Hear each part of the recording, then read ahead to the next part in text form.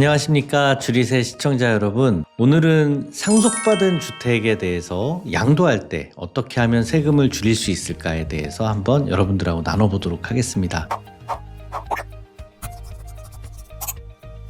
항상 양도세 상담을 하다 보면요, 안타까운 게 양도를 하고 나서 오시면 세금이 줄여드릴 수 있는 폭이 없습니다. 그래서 안타까운 마음에 유튜브를 제가 찍는 경우가 좀 종종 있어요. 그래서 오늘 같은 케이스도 공동명의로 받은 세 남매가 있습니다. 상속받은 주택에 대한 공동명의로 받았는데 이거를 팔 때 양도세가 제 생각에는 각각 다 하나도 안 나올 수도 있었어요. 그런데 모두 다 세금이 나오는 방향으로 그렇게 됐습니다. 특히 자녀들이요, 주택을 상속받더라도 상황이 다 다릅니다. 한 명은 무주택이고, 한 명은 해외에 거주하는 그분도 있고, 또 한 명은 상속받은 주택 말고 다른 주택이 있는 경우도 있어요. 그래서 1주택일 수도 있고 또는 다주택일 수도 있고, 이런 경우에 따라서 세금에 대한 판단이 다 다르다는 거죠. 자, 그래서 상속주택에 있어서 여러분들이 놓치지 말아야 될 거에 대해서 한번 각각의 케이스들을 가지고 살펴보도록 하겠습니다. 이 케이스는요, 부모님이 우리 첫째 딸 무주택자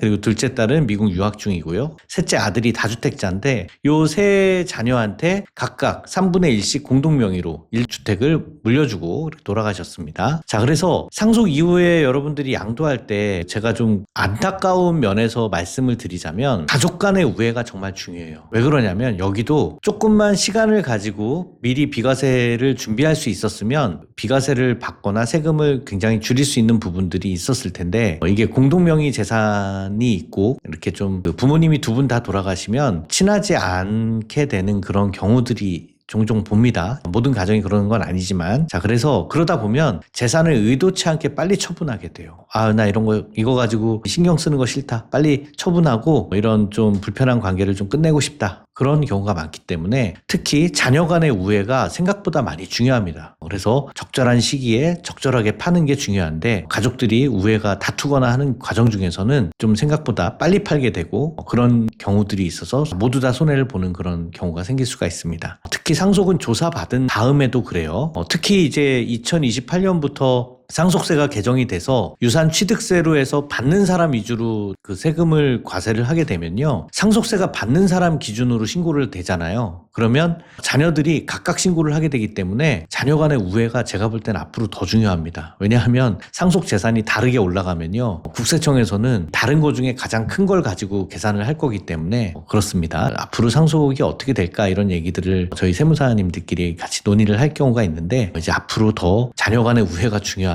그런 얘기들을 저희가 많이 합니다. 각 자녀별로 이제 세금이 다른데 이제 비과세를 받기 위한 요건이 다르고요. 그리고 요건을 갖춰서 양도를 하는 게 중요하기 때문에 각자 이제 절세 방법을 한번 찾아보는 게 중요한데 아까 이 상속주택 처분으로 인한 세금을 한번 요 케이스에서 한번 제가 살펴보면요. 양도를 최근에 했어요. 2025년 5월 달에 했는데 취득일자는 언제냐면 2023년 10월입니다. 여러분 한번 보세요. 일단 10월 달에 상속을 받았으면 2025년 10월이 2년이 되는 시점인데 그때까지 지금 못 지키고 팔았습니다. 그리고 자녀들의 지분은 각각 이제 한 33, 33, 그 중에 이제 한 분이 조금 더 단수 차이가 있기 때문에 조금 더 이렇게 가져간 걸로 3분의 1씩 받은 걸로 이렇게 돼 있고요. 자, 아파트 처분가액은 서울에 있는 약간 외곽지여서 아주 비싼 아파트는 아니었습니다. 그렇지만 이게 세금이 비싼 아파트였으면 훨씬 더 많이 나왔겠죠. 자, 그래서 상속으로 인한 아파트를 팔았을 때 첫째 딸은요, 무주택자를 활용해서 2년만 조금 더 지켰으면 세금을 하나도 안 낼 수 있었어요.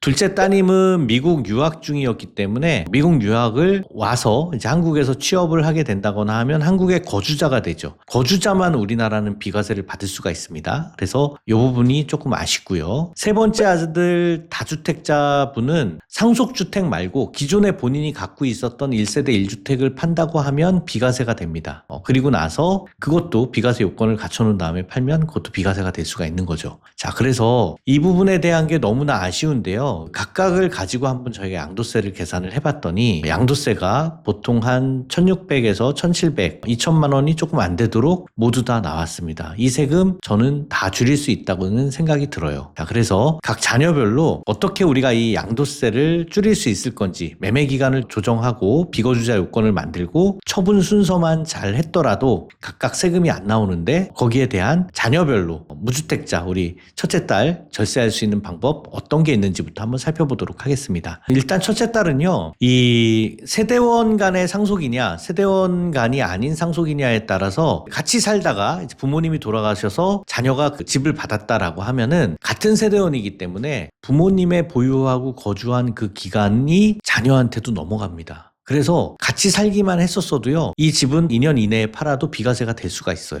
근데 해당 케이스의 경우에는 결혼해서 분가를 했기 때문에 같이 살지 않은 경우에는 상속이 개시된 날에 새로 취득한 거예요.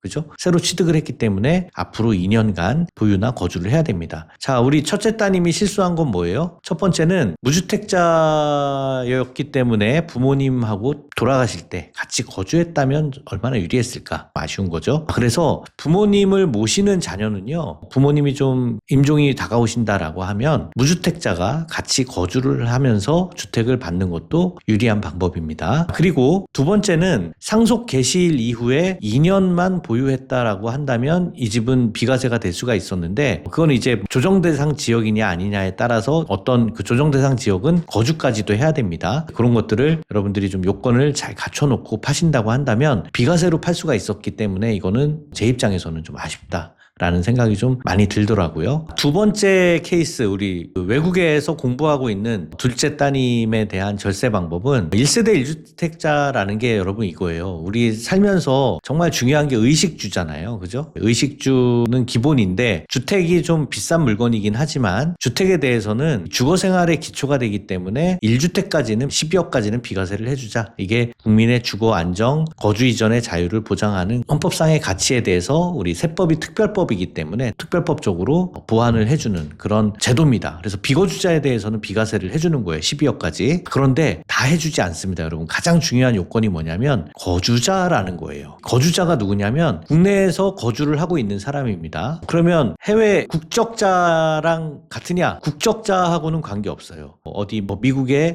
영주권이나 시민권을 받은 분들이라고 하더라도 한국에서 그 실질적으로 거주하고 계신 분들 있죠. 이분들은 거주자예요. 그러니까 미국 시민권자, 영주권자라고 하더라도 한국에 들어와서 거주자 요건을 만들어 놓고 부동산을 처분하면 그러면 비과세를 받거나 농지 같은 경우에는 8년 작용에 대한 그런 거주자로서의 요건을 갖출 수도 있다라는 겁니다. 자, 그래서 거주자의 판단은 365일 중에 절반 이상을 한국에 있었느냐라고 판단을 합니다. 그래서 절반이 그 날짜가 언제예요? 절반으로 뚝 자르면 182.5일이죠. 그래서 반올림을 해서 183일 이상, 절반 이상 있었으니까 이 정도는 거주자로 본다라는 거예요. 소득세법 시행령 2조에 거주자에 대해서는 개인이 두 가지 요건을 그중에 하나를 갖추면 국내에 주소를 가진 거주자로 본다라는 규정이 있는데요. 첫 번째는 180 이상 국내에 계속 있을 거라고 예상되는 직업을 가질 때, 이때는 거주자가 되는 거예요. 두 번째는 가족이나 또 자산이나 뭐 직업이나 이런 것들을 가지고 종합적으로 판단합니다. 그래서 국내에 생계를 같이 하는 가족들이 다 국내에 있고 또 직업, 자산 상태에 비추어서 1년 이상 있어야 된다. 183일 이상 국내에 거주할 것으로 인정된다. 그러면 거주자가 되는 거죠. 그래서 이 둘째 따님은 뭘 놓쳤어요? 거주자가 돼서 그 이후에 주택을 양도하면 2년 이상 보유가 됐으니까 그럼 비과세가 가능할 건데 급하게 파는데 둘째 따님도 동의를 했기 때문에 이 기간을 서로 놓친 거죠. 그걸 할 수 없으면 우리 형제들한테 내 지분을 좀 어느 정도 가격에 사가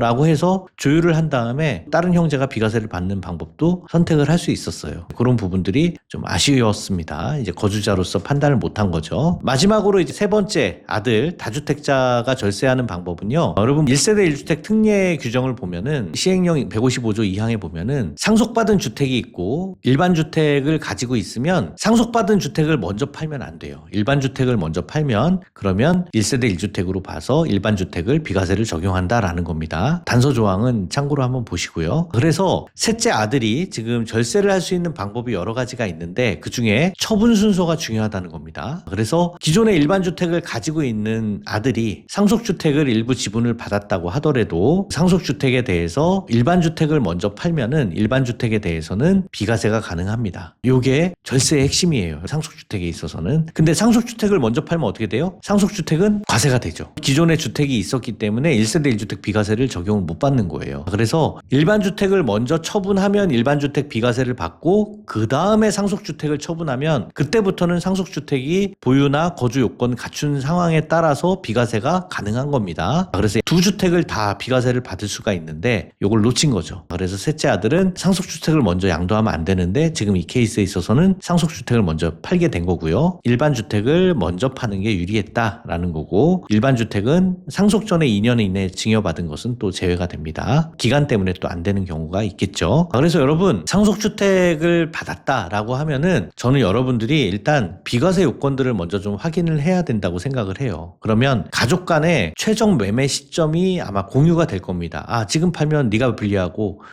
언제쯤 팔면은 비거주자 요건을 못 갖춘 둘째가 불리하니까 나중에 우리가 이런 것들을 갖춰서 팔자. 그런 매매 시점을 공유하거나 아니면 무주택자한테 증여나 매매하는 것도 한번 검토를 해볼 수가 있습니다. 가족 간에 적절하게 그 비용을 언제 우리가 주기로 한다라는 약정을 해놓고 할 수도 있는 거죠. 자, 그래서 또 상속주택을 또 신축해야 되고 이러면은 또 어떻게 되느냐?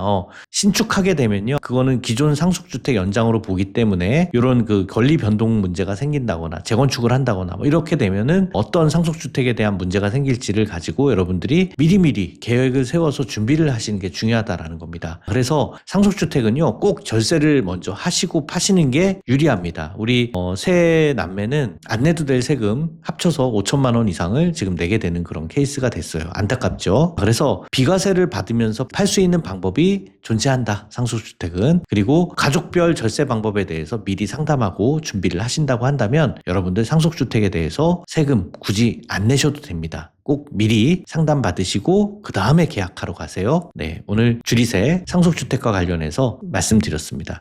여러분 구독하시면요 상담할 때 상담료가 줄어요. 그리고 알람 눌러주시면 절세 방법에 대해서 누구보다 빨리 받으시게 되니까 댓글로 궁금한 거 많이 질문해 주시고 구독, 좋아요, 알람 부탁드리겠습니다. 감사합니다.